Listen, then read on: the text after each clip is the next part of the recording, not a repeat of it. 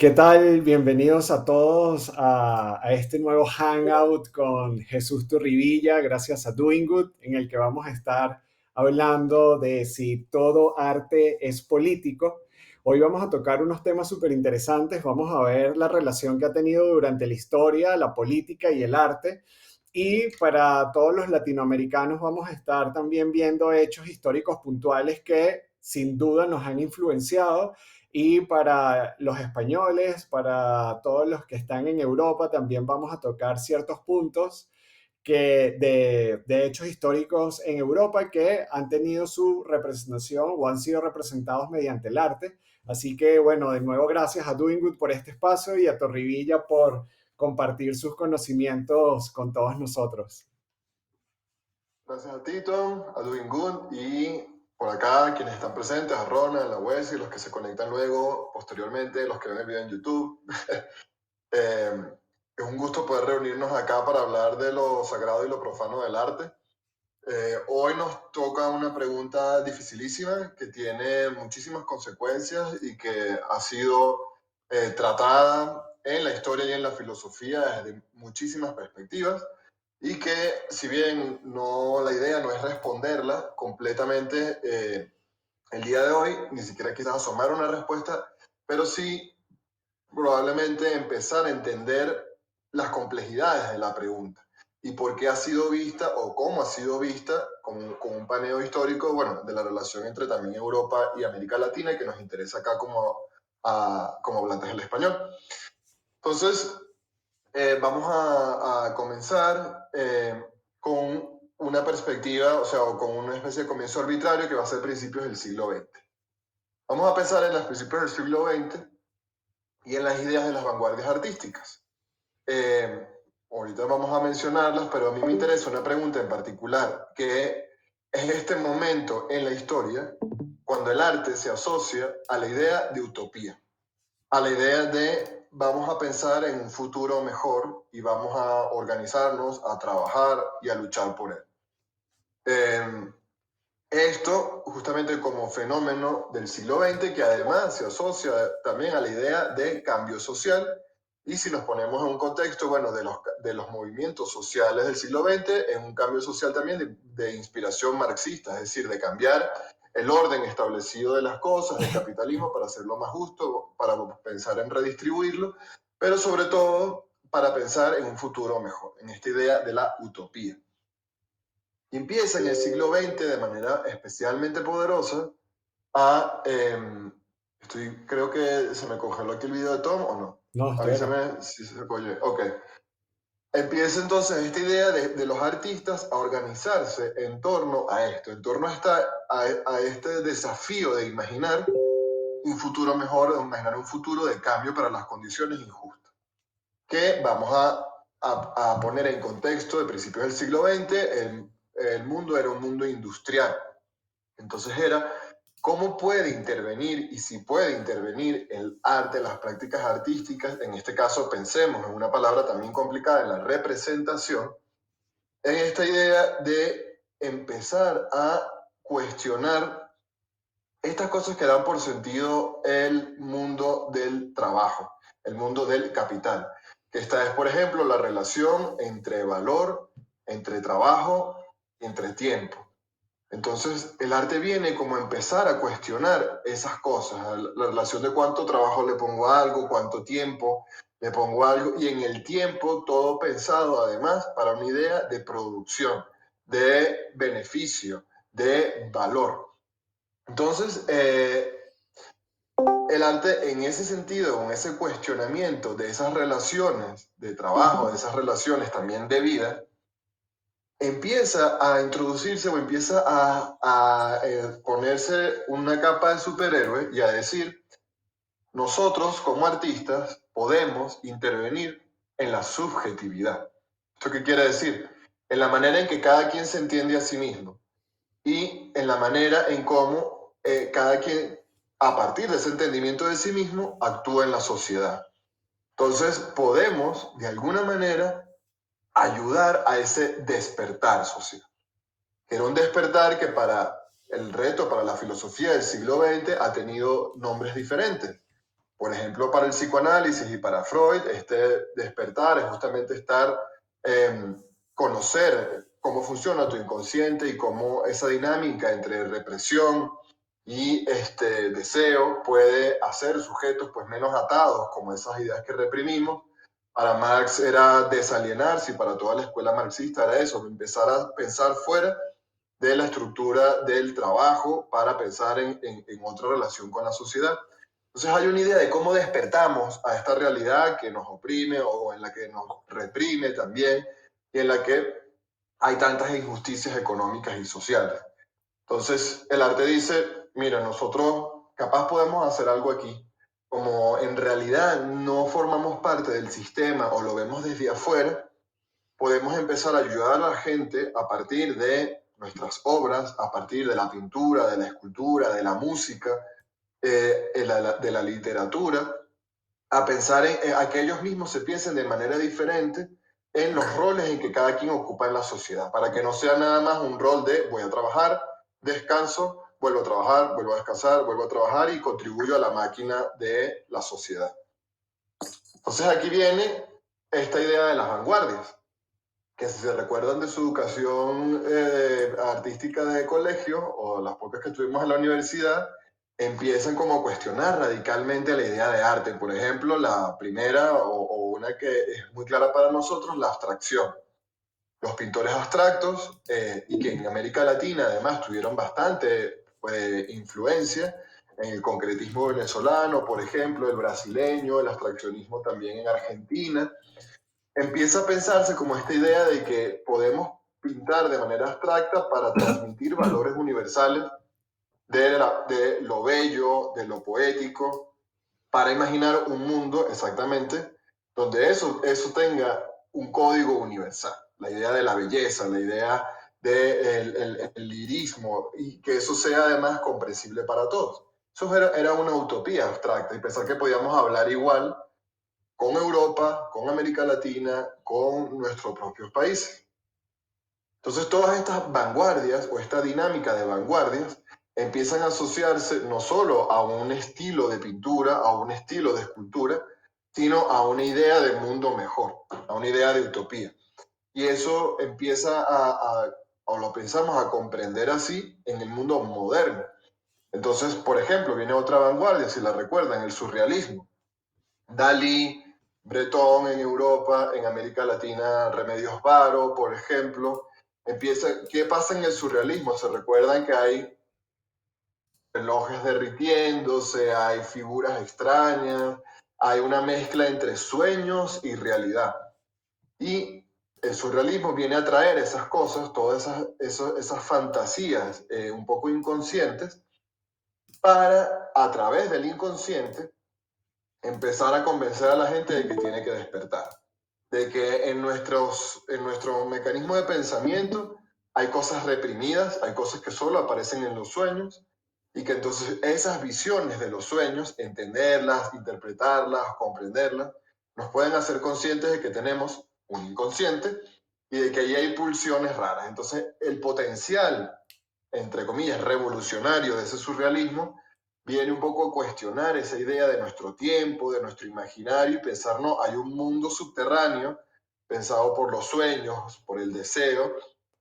por nuestras pulsiones como más reprimidas, que si nos apoderamos de ellas, podemos encontrar de nuevo una forma de despertar. Eso se vuelve muy importante. Y se vuelve muy importante para filósofos, para artistas que empiezan a pensar entonces en el arte ya no como potencial de lo bello, de lo sorprendente o de lo decorativo o de lo que yo quiero exhibir, etcétera, sino en el arte como una práctica de la utopía. Y utopía, de nuevo, asociada al cambio social. Entonces todo el mundo empieza a pensar en este arte es suficiente o me ayuda o contribuye lo suficiente para el cambio social, para esa utopía, para que la gente despierte, para que la gente se revele, para que la gente sea más consciente de sí misma, para que la gente piense de manera más compleja en su realidad. Y empiezan todos esos grandes debates. Adorno, Benjamin con los surrealistas, Brecht con el teatro del absurdo, empieza todo el mundo a pensar quién es más radical en la manera de presentar un arte que sea más crítico con su sociedad y que así, como siendo crítico precisamente, pueda ayudarnos a que todos nos levantemos, a que todos protestemos, a que todos nos organicemos. Entonces no viene tanto o viene un poco en paralelo a esta idea de el activismo, que recuerden que el activismo ya es tratar de organizarse prácticamente, de manera efectiva, digamos, así real, para pensar en un cambio, para pensar en promover una ley, para pensar en derogar una ley injusta o en cambiar las condiciones de trabajo, sindicatos, etc. Esto es activismo. Entonces, como el arte y el artista pueden estar involucrados o no en prácticas activistas, empieza a surgir en paralelo en este siglo XX, en los años 30, 40, 50,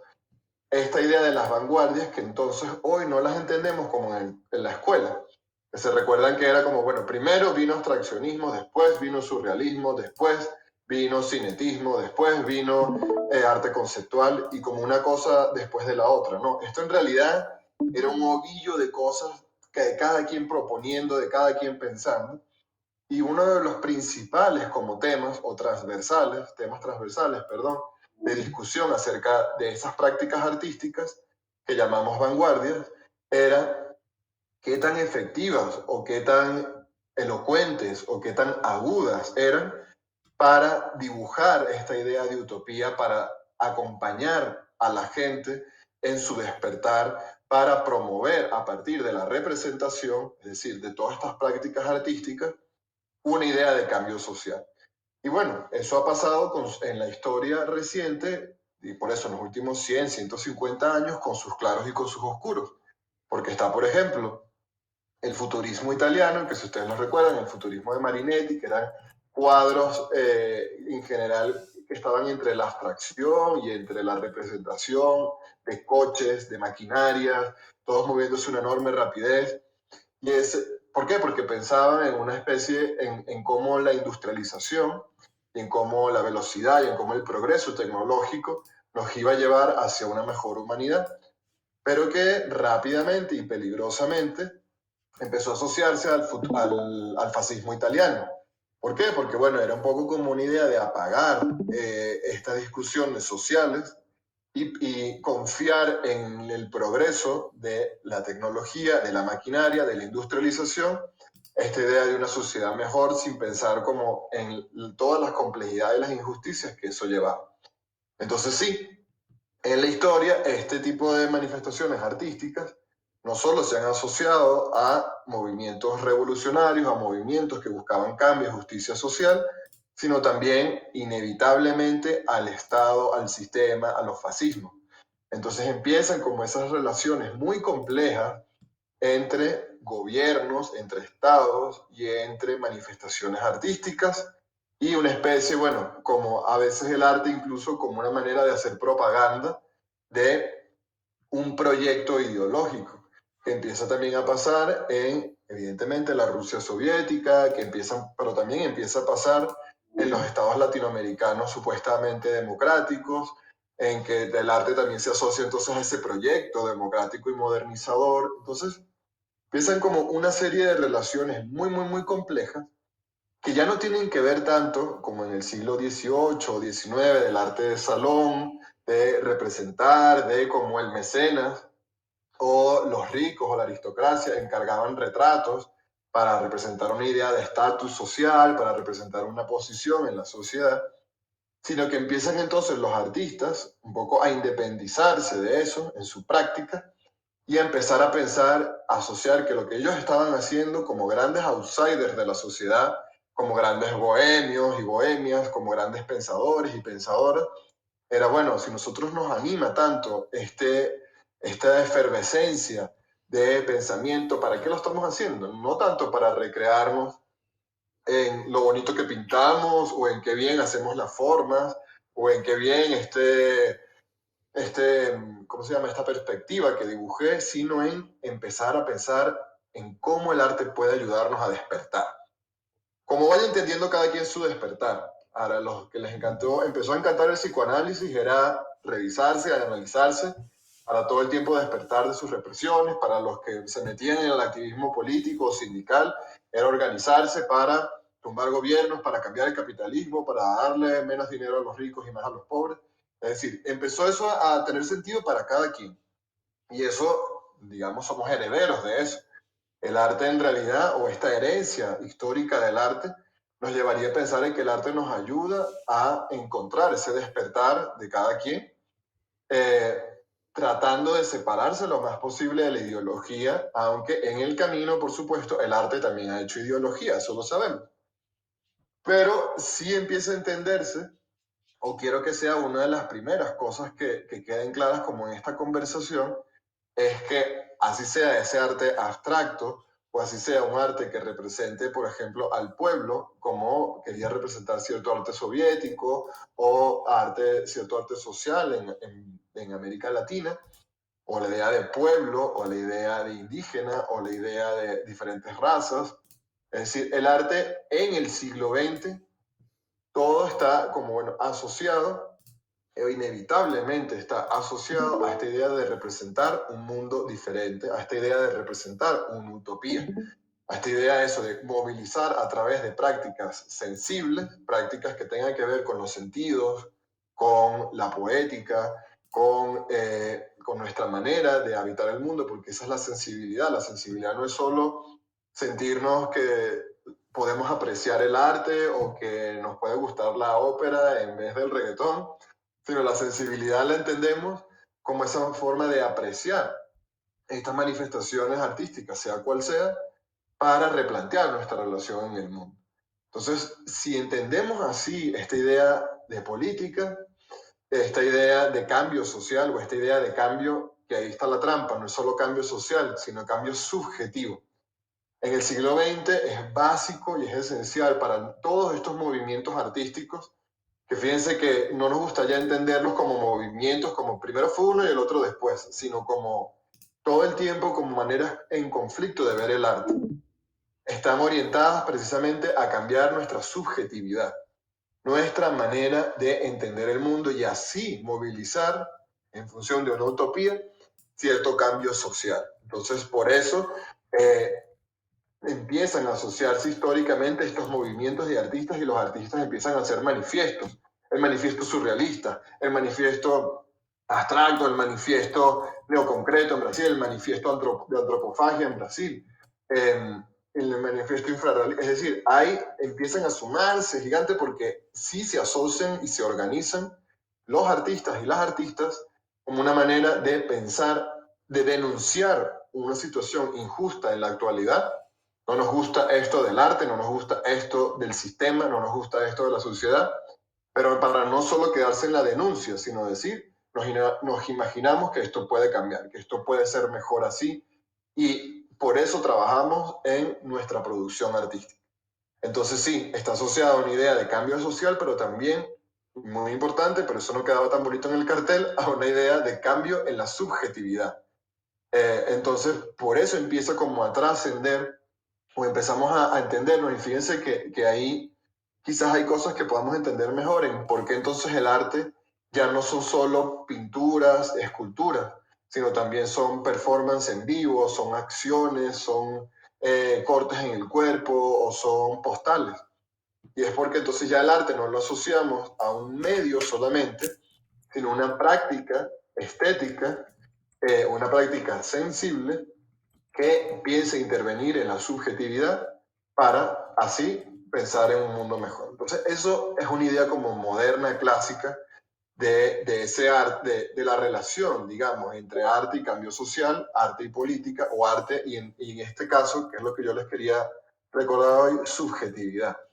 Y somos herederos de todas esas prácticas, y todas esas prácticas además siguen conviviendo en nuestro momento. Pero viene entonces, o por eso se nos escapa tanto identificar el arte y decir el arte es solo escultura, o solo pintura, o solo GIF, o solo NFTs, o solo performance. Y el arte es todas estas prácticas complejas,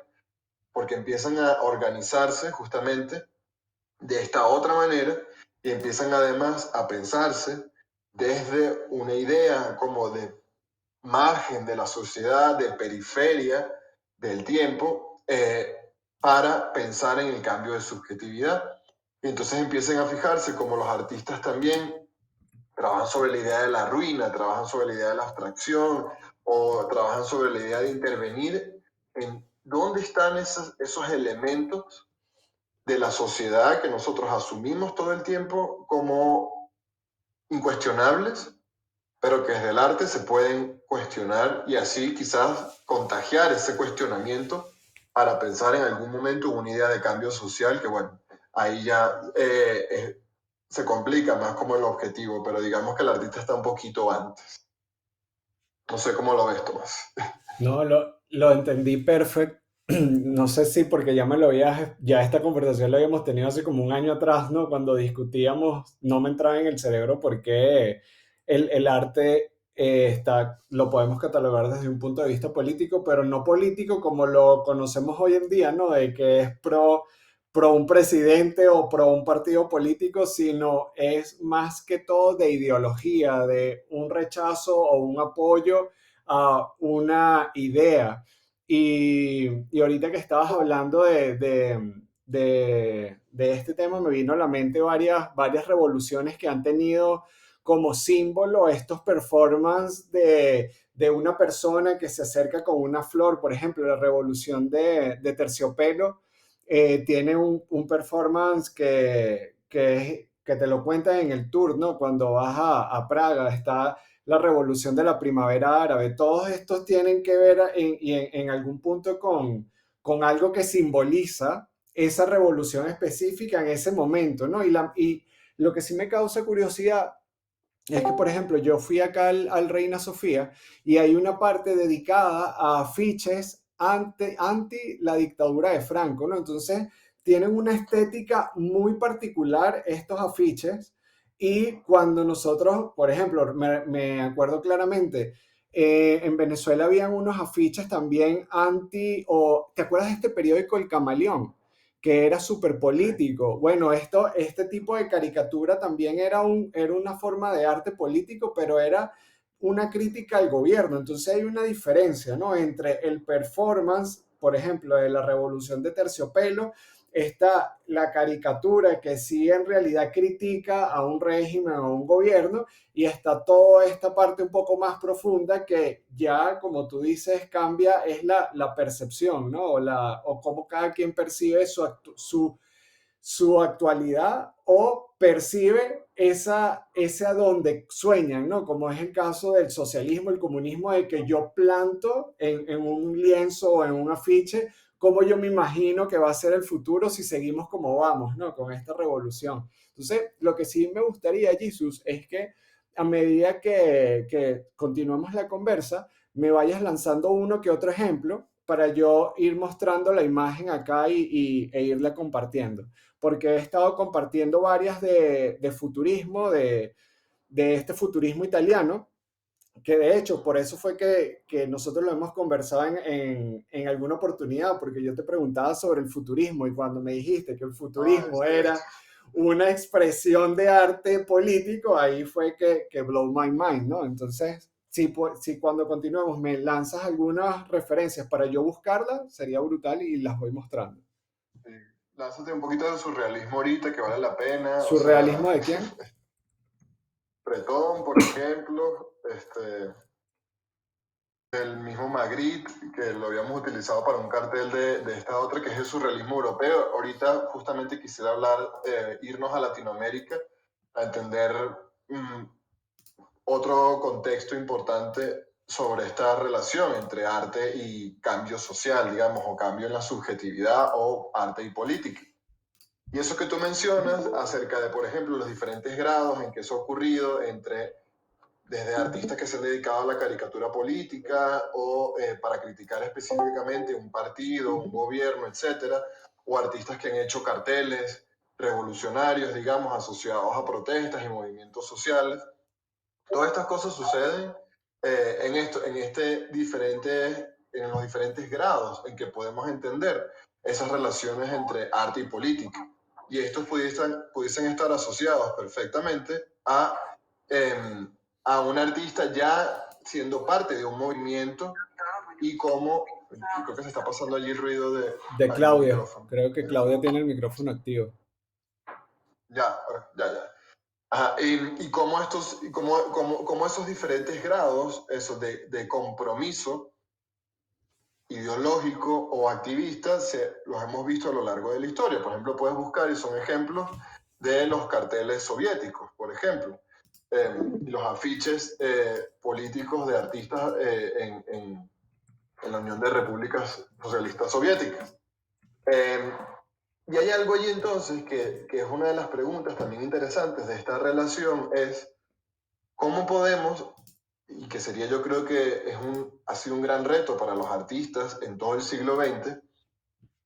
trascender de la crítica específica a un partido, a una idea, a una ley o a una condición de vida, a mover esa crítica hacia arriba y abstraerla a ser críticos del sistema. Entonces, fíjate que hay una idea, por ejemplo, que es una idea bastante como de la escuela de Frankfurt, que es que el arte es más político mientras más cuestiona estas relaciones entre el trabajo y el tiempo. Entonces, cuando nos introduce como una manera, o que eran, por ejemplo, el artista Tinguely, que hacía unas esculturas industriales que no funcionaban, que eran unas esculturas esperpénticas, que de pronto soltaban chispas o se autodestruían. Él está introduciendo ahí eso, precisamente una crítica que distiende un poco esa relación entre el tiempo que le pongo yo a algo para que sea valioso y funcione, un tren, una máquina, una industria, y él empieza a cuestionarlo y hace entonces máquinas que no funcionan, hace máquinas que se destruyen a sí mismas, que no caminan bien, que cambian como toda esta idea, y que hoy, por ejemplo, hay en muchos de esos cuestionamientos muy contemporáneos, por ejemplo, en las nociones de robótica indígena, que trabajan artistas como el mexicano Fernando Palma, que hacen precisamente una mezcla entre tecnologías y epistemologías indígenas y tecnologías occidentales para pensar en máquinas que no se inscriban precisamente en la idea funcional que se inscribe hoy un celular, por ejemplo, o nuestras computadoras. Entonces hay una idea ahí de a qué nivel como artista estoy haciendo esa crítica a la sociedad. ¿Es una crítica a un momento puntual o pienso de manera más abstracta en criticar el sistema, en criticar cómo funciona la sociedad, en criticar cómo funcionan las relaciones económicas o sensibles de esa sociedad? Entonces, bueno, esa para puntualizar tu comentario acerca de estos diferentes momentos en que el arte se asocia a o a movimientos sociales, o a protestas, o a justamente momentos de cambios o momentos históricos en que la sociedad decide organizarse en favor de un cambio en específico. Como por ejemplo lo vemos hoy en México también, con cómo el arte se ha asociado a los movimientos feministas por todas las reivindicaciones del feminismo, y entonces empiezan como a surgir estas prácticas muy interesantes que tienen un poquito de pedagogía, tienen un poquito de activismo, tienen un poquito también de práctica estética y sensible. Están artistas como Mónica Mayer haciendo, por ejemplo, que es la artista que inventó esta práctica del tendedero, donde las mujeres comparten denuncias e historias de acoso en sus vidas cotidianas, y cómo eso puede estar un día en el Museo de Arte Contemporáneo de la Universidad de la UNAM, acá, o puede estar otro día en medio de una glorieta en la calle, cerca en Reforma, y puede transformarse en una máquina, en un mecanismo de expresión social.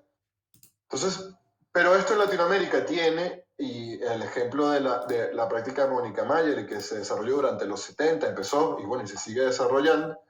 es un muy buen ejemplo, porque en Latinoamérica, al contrario de los Estados Unidos, por ejemplo, o de Europa, lo que empezamos a entender como prácticas conceptuales, que además es un nombre que vemos con miedo a veces, como de estas cosas que no entendemos, como de una cosa en medio de la sala, con este famoso chiste de esto es basura, esto es arte o lo voto, de escombros que nos encontramos en la sala.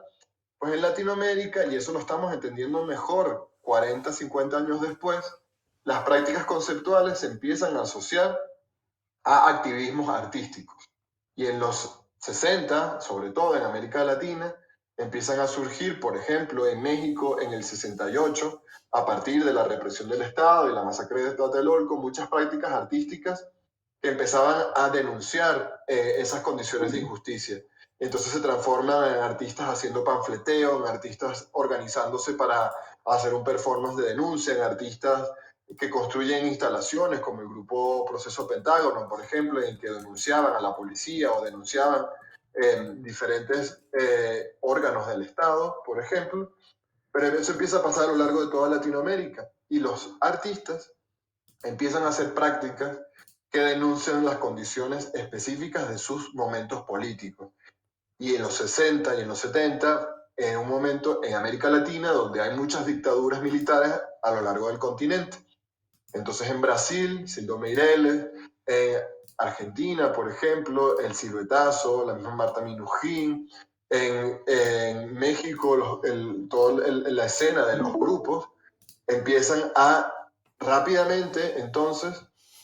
a contaminar, y esto lo digo como un elogio, sus prácticas artísticas con prácticas activistas para empezar a cuestionar todas estas situaciones de represión, estas situaciones de injusticia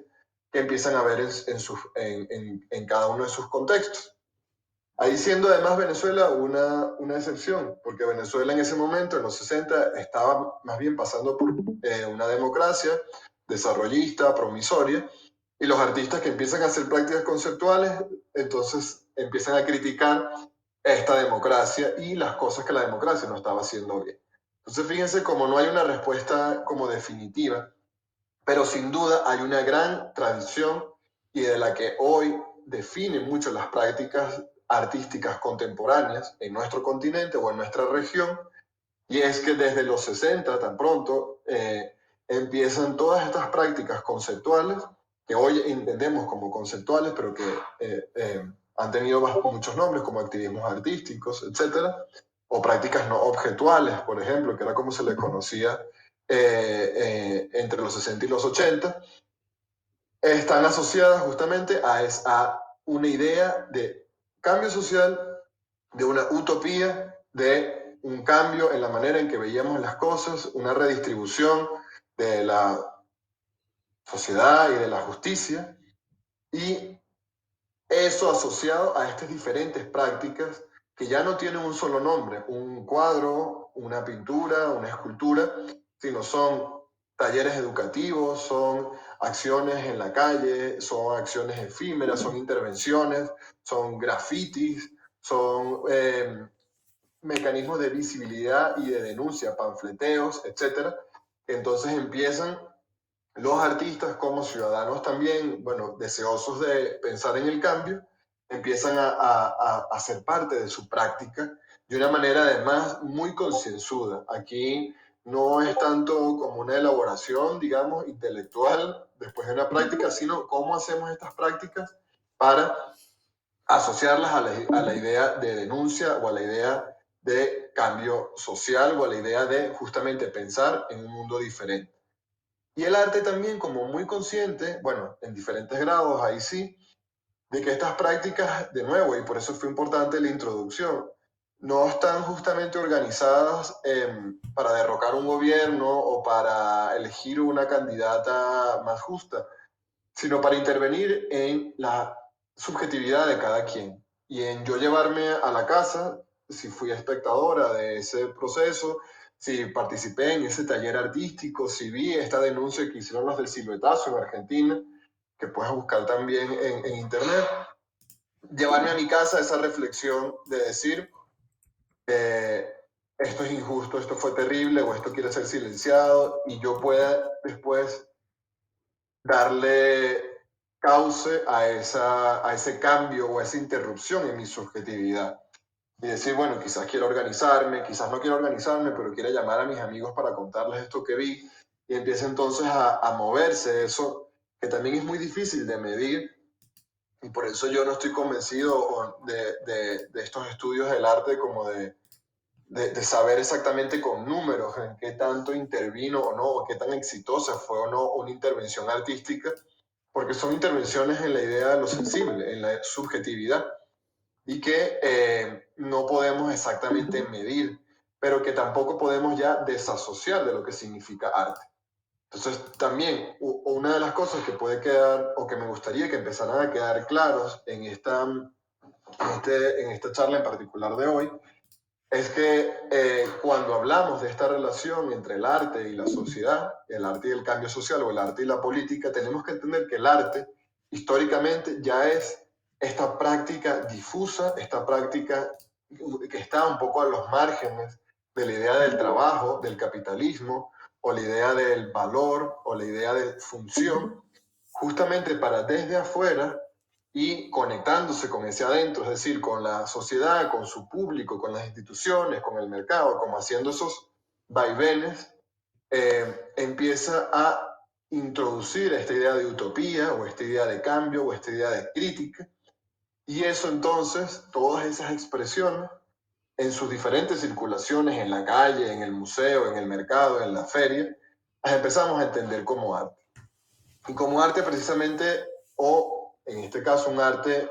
con una dimensión política muy importante, que por eso aquí no estamos haciendo distinciones entre si tu arte refleja o no, representa o no, denuncia o no una injusticia social, sino lo estamos entendiendo más como unas prácticas pensadas para cuestionar tu propia subjetividad. Que fíjense, en el caso de los surrealistas, era, repito, y para llevar para atrás y comparar, tenía que ver más con la idea del inconsciente, con la idea de los sueños, con la idea de cómo esa batería de cosas que tenemos dentro de nosotros mismos y de las que no tenemos a la mano muchas veces, pero con el psicoanálisis, con la terapia, si podemos, pueden ayudar a que despertemos. Pero, por ejemplo, eso cambia, y de los sueños y del inconsciente, a los 60 en América Latina, era como la representación de las injusticias, como la denuncia y las prácticas artísticas asociadas a la pedagogía y a la denuncia, podían también hacernos despertar de una manera, aquí sí, mucho más asociada, no solo a una visión particular de utopía, sino también a un programa ideológico que en este caso, en los 60 en América Latina, era de izquierda, versus, por supuesto, ¿por qué? Porque estaba enfrentada a dictaduras militares de derecha en su mayoría. Y eso hoy, haciendo un gran puente después de los 90, por ejemplo, cuando vemos que América Latina se democratiza, se institucionaliza y empieza a pensarse desde el mercado, desde nuestra relación con esta idea de la globalización, empieza entonces el arte contemporáneo o el arte que se hace en esos 90 y en esos principios de los 2000, que es el más cercano al nuestro, a cuestionar entonces esta idea de centros y periferias. Quiere decir que nosotros formamos parte en esta aldea global, y lo digo todo también como con mucho cuidado, de una periferia, o que formamos parte de esa globalización, o qué rezagos hay de esa relación entre los centros globales y nosotros. Y ahí, por ejemplo, está la obra de Guillermo Gómez Peña, que es un performer, bueno, definirlo como mexicano sería encasillarlo porque se define como transfronterizo, chicano-mexicano, es decir, como con todas estas, porque él es nacido en la Ciudad de México, pero ha vivido su vida en la frontera entre Estados Unidos y México. Y entonces empieza él en ese performance a cuestionar, o en su trabajo en realidad, a cuestionar bastante estas relaciones entre la influencia de los Estados Unidos y las identidades mexicana, chicana y transfronteriza. Y tiene esta obra que puedes también buscar, que a mí me gusta mucho, que hace con Coco Fusco, que se llama The Couple in a Cage, la pareja en una celda, cárcel, prisión, Bueno, y en las que ellos hacen un tour por varios museos antropológicos del mundo en el año 92, en el aniversario 500 de la conquista de América Latina. Eh, Hacen tours encerrados en una jaula y exhibidos como si fueran nativos de una isla sin descubrir de América, justamente, bueno, para hablar de esas relaciones entre identidad, entre centros y periferias, capitales, el occidente y nosotros en América Latina. Entonces, esas acciones, que si bien no tienen una banderita de vota por esto o no votes por esta otra persona, o en este caso, en el de Gómez Peña y Coco Fusco, no tiene, por ejemplo, promovamos esto o no, o cambiemos la ley de una manera u otra, sí vienen a hablar de estas relaciones eh, digamos, políticas de cómo el poder estructura la sociedad contemporánea en América Latina. Entonces fíjense cómo también empieza, están muy casados, y eso también hay que insistir en ello, esas prácticas artísticas con su momento político y su momento social. Entonces, si en los 60 hablábamos muy claramente, o vemos muy claramente a lo largo de todo el continente, desde México a Argentina, prácticas que buscaban cuestionar esas dictaduras, por ejemplo, ya en los 90, cuando tenemos más bien gobiernos democráticos y una tensión con la globalización, con lo que se ha entendido hoy como el neoliberalismo, que es cómo el mercado empieza a tomar más control de nuestras sociedades que la misma política o las mismas instituciones democráticas, los artistas empiezan como a cuestionar ese tipo de prácticas porque es el debate como social que está más urgente y es más presente. Así sea con acciones como estas que vienen a hablar sobre cómo esas estructuras definen nuestros propios cuerpos, cómo esas estructuras definen nuestra relación entre espectadores del arte y entre partícipes o entre artistas y entre instituciones y mercado. Eh,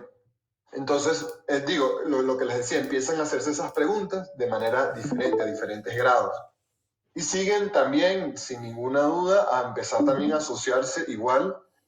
más claramente con activismo, como lo han hecho las prácticas feministas en América Latina desde esos mismos 60. Y de nuevo pongo el ejemplo de Mónica Mayer, que ha trabajado en esa misma línea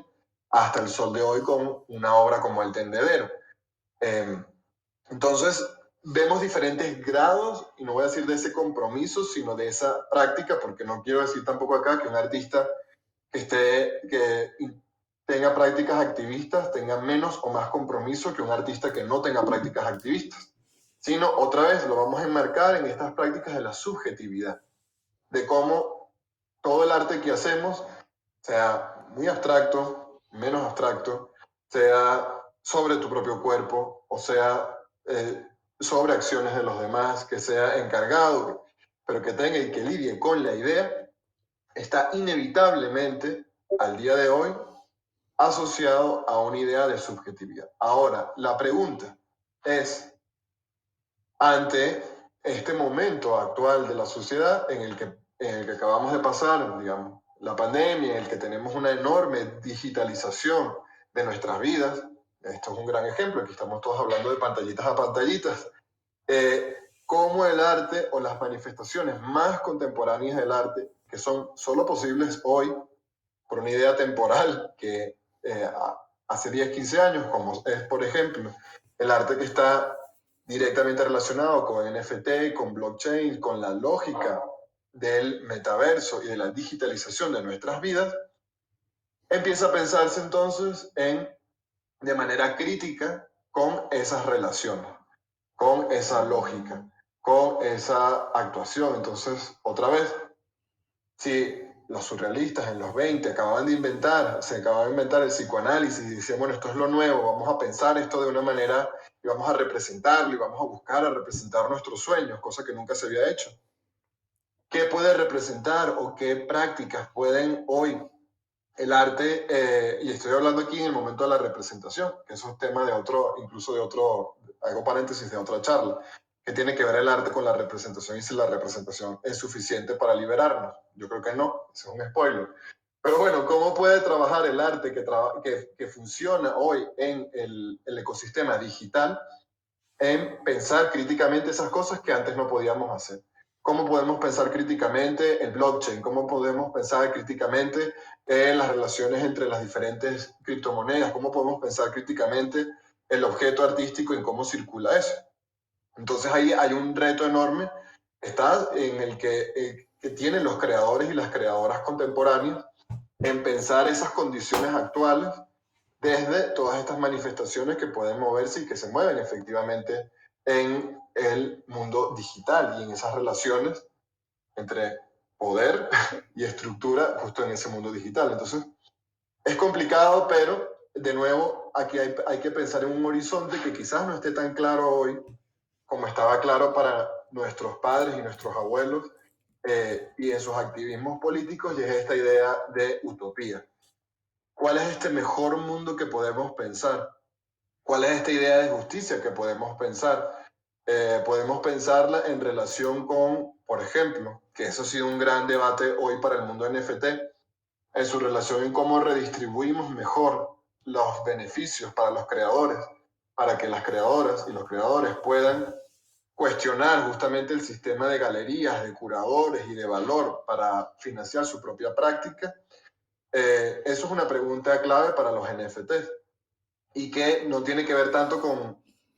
el objeto que decidas vender, sino con cómo se introduces en esas prácticas, y Doing Good es un ejemplo también de alguien que está tomando acciones al respecto. Entonces, hay muchas consecuencias de esta pregunta, y sí, también hay una idea bastante utópica, pero que valdría la pena que no olvidáramos que ha formado parte del arte desde siempre. Pero es que sí, cambiar las cosas es una utopía, no va a pasar nunca. Bueno, no va a pasar nunca, pero eso no quiere decir que no podamos dejar de movilizarnos al respecto, de crear al respecto y de trabajar como artistas en esa idea de ese mundo. Eso tampoco, que es un poco algo que me gustaría que se llevara, no quiere decir que ustedes hagamos una ilustración ahora en NFT de como el meme de qué pasaría si after significara antes en español. Sería un mundo perfecto, desarrollado, con coches volando por todo el... y sin problemas. Es decir, no hay que representar justamente esa utopía, sino actuar bajo las lógicas, cuestionando las lógicas que nos permiten acercarnos un poquito a esa utopía, esa idea de justicia. Yo creo que los NFTs representan una alternativa interesante a explorar en cómo repensar estas relaciones entre valor y trabajo en el mundo del arte. Y que entonces ahí, pensando en eso, pues tenemos muchísimas perspectivas contemporáneas, pensando que somos herederos de estos padres, de estos abuelos y tatarabuelos que estaban allí en los 60, cuando no había comunicaciones digitales, tratando de pensar justamente cómo el arte podía denunciar esta injusticia o replantear esa injusticia. Que hay otro ejemplo muy fácil, por ejemplo, que también, eso es otra cosa, el sistema ha sido muy hábil en todo el siglo XX en reapropiarse de estas prácticas artísticas. Porque no sé si ustedes recuerdan, ustedes conocen el término libro de artista. Los libros de arte, que son estos libros objetos, que son extraños, que el artista interviene y corta de una manera y se abren de otra. El origen del libro de artista era una manera de abaratar y cuestionar la obra de arte, y eso, por ejemplo, aquí Ulises Carrión en México lo hizo de una manera extraordinaria, para que el arte circulara, no ya a manera de un objeto carísimo, sino a manera de un libro que era más barato, o de una postal, por ejemplo, que se podía entregar y distribuir. Entonces era como este reto de hagamos arte económico, hagamos arte que pueda circular de otra manera, que no tengas que ir a la galería a verlo o al museo. Y el sistema es tan hábil en reapropiarse de esas cosas que hoy para nosotros un libro de artista más bien es que es carísimo, porque tiene la impronta de un artista que lo creó, porque tiene una creación mucho más compleja o mucho más única, entonces está seriado, son solo 5 libros que puedes comprar y es un objeto igual de nuevo caro. Entonces eso que tenía un potencial revolucionario o un potencial cuestionador del sistema del arte, hoy se apagó un poco, pudiéramos decirlo, pero hoy sigue otra vez siendo un objeto fetichizado, un objeto costoso. Entonces, eso era una práctica que hoy devino en otra cosa, pero ¿qué puertas nos abre hoy el metaverso, el blockchain, la manera de organizarse en el mundo digital, de redistribuir ganancias, capital, etcétera, para tratar de buscar ese potencial revolucionario del arte, ya sea cuestionando su valor, cuestionando su lugar en la sociedad, su circulación? Entonces, o la idea, o de nuevo la invitación es a pensar en esas prácticas más allá como del objeto solo, es decir, de la ilustración, de la canción, del tema que podamos nosotros mintear, sino de esas prácticas que empiezan a dibujar mecanismos de circulación para buscar un mundo mejor, para pensar en un mundo mejor o para denunciar las situaciones del mundo. Ahí ya depende de cómo el artista, y por ahí la pregunta de Tom, sea capaz de articular esa crítica si lo desea, porque bueno, tampoco tiene que hacerlo. Brutal. Brutal. Y caímos casi que en el mismo punto, ¿no? De las conversas anteriores, que es cómo utilizar el NFT como medio de la propia obra, no como herramienta, sino como medio para crear eso que queremos decir, ¿no? Y yo creo que tomando conceptos como capitalismo, redistribución de riqueza y yéndonos por ahí, da como ya la ilusión de qué tipo de cosas podríamos ver, ¿no? Aunque yo particularmente todavía no he visto obras que utilicen el NFT como medio, más de la que ya vimos una vez, que era esta persona que hizo el certificado de no autenticidad de... Auténtico. ¿Cómo se llamaba, Jesus? Sí, creo que era contrato inauténtico. Ajá, que era una persona que había cambiado de sexo y había minteado su Su identidad DNI, su nombre anterior, ¿no? anterior, sí. Y esto es Sí. una forma súper clever de utilizar el NFT como medio de arte, ¿no? Y creo que ahí es donde está el desafío, ahí es donde está la propuesta a que creemos arte político, quizás que llevemos a cabo cambio social, perdón, utilizando esto como expresión y más que como herramienta, que es lo que utilizamos hoy en día, ¿no? Y en Doing Good, por ejemplo, con lo que tú muy bien explicaste. Me gustaría saber si alguien de los que están presentes tiene algún comentario que le gustaría agregar o tiene alguna pregunta referente a la conversa que tuvimos hoy de arte político, cambio social. Son libres de abrir su micrófono. Hola chicos, ¿cómo están? Qué Hola, lindo Clau. escucharlos. Yo nada más les quería preguntar si esto lo van a dejar, lo están grabando y lo van a dejar en algún lugar porque me perdí el primer pedazo. Sí, sí está grabado y yo comparto el link cuando se termine de subir a YouTube en tus canales favoritos de comunicación. Espectacular. Bueno, me tengo que Sí, ir, es los un dejo tema aprovechar. larguísimo y complicadísimo, pero bueno, tiene todos estos pequeños aristas que se pueden tomar, que como tú muy bien hiciste, puede ser desde cómo utilizar el blockchain como medio para cuestionar estas cosas, pero también puede ser cómo aprovechar de las capacidades que tiene justamente la blockchain y el NFT para organizar al artista o al ecosistema de creadores en torno, por ejemplo, a la redistribución de ingresos o al cuestionamiento de las figuras del curador, de la curadora, de la selección. Entonces, o puede ser también eh, algo más sencillo en torno a eso, cómo utilizar, bueno, la denuncia a partir de cada manifestación artística. Y allí, que es otra de las cosas chidas, como no hay normas en piedra, como que también es parte del trabajo de cada artista. Aquí muchos artistas se dedican a estas prácticas fuera del ecosistema NFT que están más asociadas a la educación y al activismo y a organizar artistas y a creadores y a gente de diferentes profesiones en torno, por ejemplo, a la ecología o en torno a la justicia alimentaria o en torno a el feminismo. Entonces, no hay nadie que te venga a decir, pues eso está mal. Todas estas cosas forman parte del ecosistema del arte. Entonces, aquí también lo importante o lo bonito es que toca de cada artista empezar a plantearse qué es lo que le interesa y en qué tipo de prácticas también, con qué tipo de prácticas conecta como creador y como comunidad.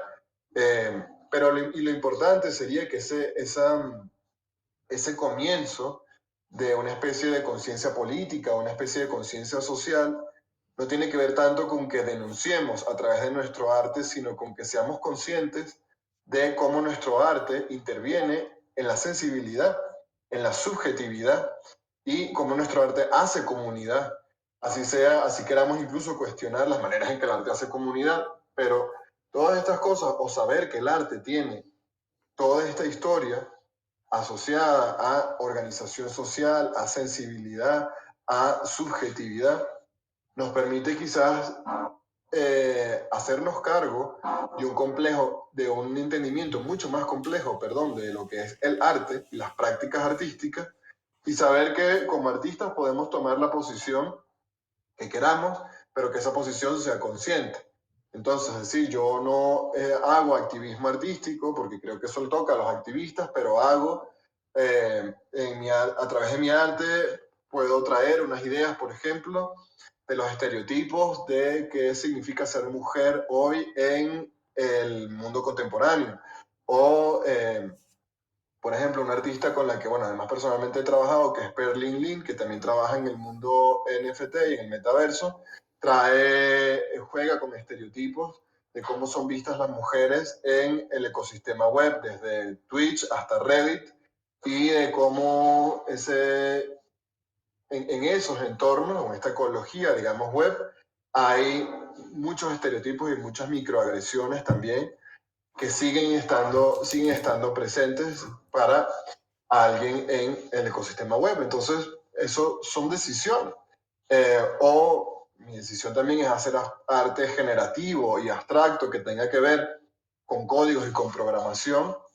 y en cómo, y saber que eso no solo lo hago porque está chido y porque programar y hacer arte generativo está padre, sino que eso tiene, a juro, una consecuencia en cómo cuestionar, por ejemplo, el valor único de la obra de arte. Entonces, si antes ese valor lo daba la firma del artista o lo daba que el artista pensara en una serie limitada, hoy ese valor lo cuestiona porque utiliza un algoritmo que es capaz de generar ese objeto o esa composición única y que yo como artista controlo eso y le otorgo como ese valor y además lo redistribuyo de la manera en que a mí me da la gana. Entonces, saber que todas estas cosas que hacemos están asociadas a un momento social, a un momento técnico también, a un momento de las herramientas con las que cuenta el arte. Y que lo importante o un gran paso en adelante para eso es yo saber la posición que tomo y las consecuencias además de esta práctica que yo hago y cómo puedo seguir radicalizando mi práctica si eso es lo que me interesa, si esos son los temas que a mí me interesan. Y saber que entonces, y por eso, en realidad yo todavía en el ecosistema de hoy defendería un poco el trabajo con una curadora o con un curador, no como la gran seleccionadora de lo que es bueno y malo en el arte, sino como una persona con herramientas, con conexiones que te permita a ti profundizar en tu práctica artística o ver cosas que como artista tú no ves, porque bueno, tampoco tienes la responsabilidad de verlo todo y ver las consecuencias de tu arte en ese momento. Entonces hay mucho que hacer y lo bonito, lo importante es saber eso que como artistas, uno, contamos con todas las herramientas que nos permite el mundo de hoy para hacer nuestra práctica. Dos, que nuestra práctica también, mientras más consciente sea, me va a llevar a mí a lugares más interesantes, sea cual sea la postura que yo decida tomar. Y yo saber que cuento con estas herramientas históricas, teóricas, pero también prácticas, para tomar esa posición y para buscar las cosas que a mí me interesan del mundo y hablar de ellas o no, pero saber conscientemente que lo estoy haciendo. Y ya eso te ubica como artista y como creadora en un lugar mucho más interesante que en el lugar un poco inocente con el que todo el mundo comienza. Pero de nuevo, también hay algo que yo hablo mucho con los artistas y es que esas intuiciones como artista, que si no las entiendes por completo, sí te llevan a algo, entonces hay que seguirlas. Si a mí me interesa por ejemplo, a hablar de arte y hacer curadurías, exposiciones de artes de mujeres y arte sobre el cuerpo. ¿Por qué me interesa que haya ahí? Y explorar eso y saber cómo puedo profundizar en mis preguntas. Eso también es como una tarea y una invitación, pero que está padre también hacer conscientes todo el tiempo, viendo que ya esta práctica no es solo una cuestión de ilustrar algo o representar algo, sino De pensarse investigar. dentro del mundo de hoy, exactamente. Brutal, brutal. Oye, Jesus, súper agradecido por esta clase magistral. sobre arte, cambio social y la política en el arte y viceversa, ¿no? Que es súper agradecido, de verdad, agradecido con todos los que se conectaron y agradecido con